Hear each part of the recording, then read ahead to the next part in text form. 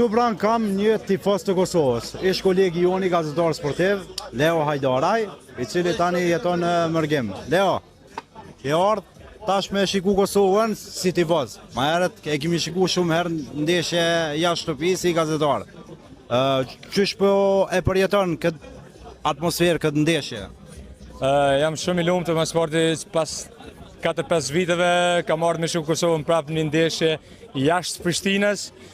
Po ndina shumë mirë, jam ekstrem i emocionuar, kur jam kon gazetar, dashur pak më kon e koncentruar edhe personalisht tek puna, por tash jam shumë emocionuar edhe jam shumë i lumtur se çdo ndeshje kur po luan Kosova, po duket edhe pse po luan kur luan jashtë shtëpisë, po duket sikur më kanë të luajt brenda në Prishtinë. Sot siç po shihet Lublin është e mbushur plot me tifozë shqiptar. Qysh e parashikon këtë ndeshje kundër Slovenisë? Unë besoj ka me kanë një ndeshje shumë e vështirë, mirë po pres shumë që Kosova me tregu disiplinën që ka tregu në 3 ndeshjet e fundit.